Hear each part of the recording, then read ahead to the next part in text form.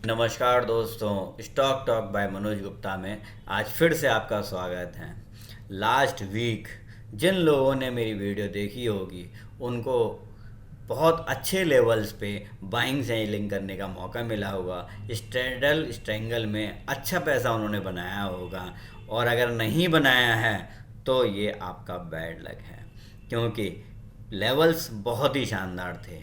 अब इस हफ्ते हम क्या लेकर आए हैं, आइए चलते हैं। सबसे पहले हम देखते हैं निफ्टी का चार्ट। ये वही लाइनें हैं जो मैंने पिछली बार आपको चार्ट्स पर देखकर बताई थी कि निफ्टी 17,770 के नीचे नहीं टिकना चाहिए, यानी ये रेंज है, और अपर रेंज है 18,270 तक की। तो इन दोनों के बीच में जब तक निफ्टी है तब तक बहुत कुछ सोचना नहीं है। अगर आप ऑप्शन सेलर हैं तो आपके लिए तो बहुत ही आसान हो जाएगा इसमें काम करना। बाकी इंडेक्स बाइंग के लिए भी ये एक अच्छी अपॉर्चुनिटी हमें दिख रही है, क्योंकि फ्राइडे को बहुत ही शानदार बाइंग कैंडल बनाई है।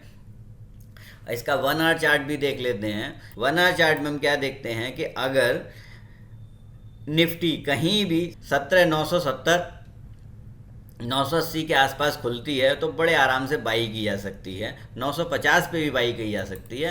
एसएल होगा 17,930 का, और टारगेट पहला 18,000 का है, दूसरा टारगेट है 18,050, और तीसरा टारगेट है 18,120 तक का। बहुत शानदार मूवमेंट है, बहुत बढ़िया दिख रहा है। लेकिन अगर निफ्टी नीचे आ जाता है और 17,770 के नीचे टिकता है 1 घंटे, तो आपको अपनी बाइंग पोजीशन से तुरंत एग्जिट करना होगा, because it's a alarm signal. और जब तक कोई भी अप या डाउन साइड का प्रॉपर सिग्नल ना आए तब तक दोबारा एंट्री नहीं करनी है। तो ये रहा हमारा निफ्टी के बारे में। अब हम चलते हैं बैंक निफ्टी। बैंक निफ्टी हमसे क्या कहती है। बैंक निफ्टी ने भी देखिए बहुत शानदार कंसोलिडेशन दिया है। एक अच्छा खासा फॉल दिया था 730 से, जो जाके रुका 41,900 तक, और उसके बाद उसने कंसोलिडेट किया। 2 दिन कंसोलिडेट करने के बाद एक अप मूव दिया। ये अपवर्ड मूवमेंट ही शो कर रहा है सारी चीज़ें। तो बैंक निफ्टी में भी 1 आवर चार्ट देख लेते हैं।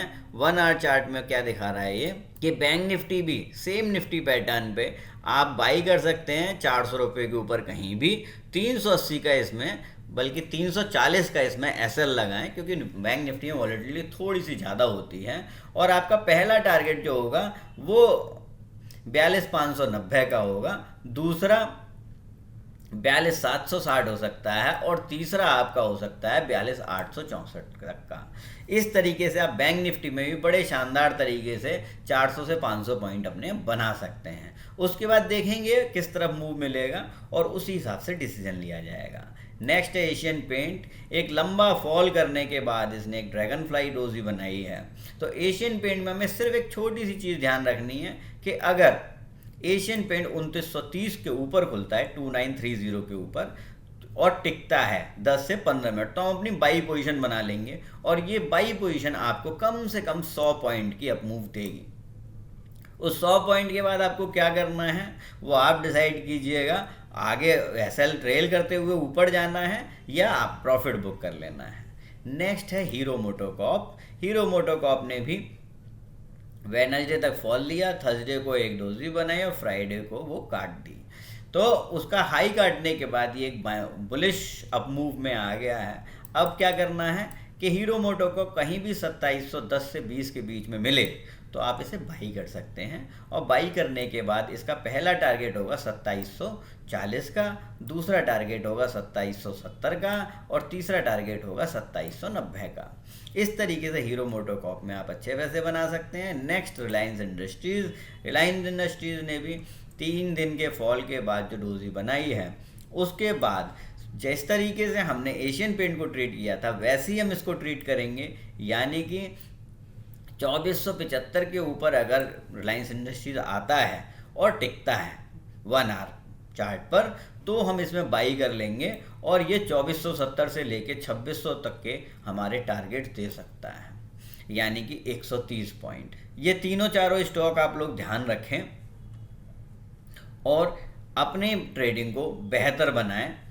यही हम ईश्वर से कामना करते हैं। इसके अलावा अगर आपको पर्सनली भी कोई जानकारी चाहिए तो आप हमारे नंबर 7678193636 या 9818246128 पर कॉल कर सकते हैं, हमारी एडवाइजरी सर्विस ले सकते हैं, हमारे व्हाट्सएप ग्रुप से जुड़ सकते हैं और आपके पोर्टफोलियो ग्रोथ में हमें आपकी मदद करते हुए बहुत प्रसन्नता होगी। धन्यवाद।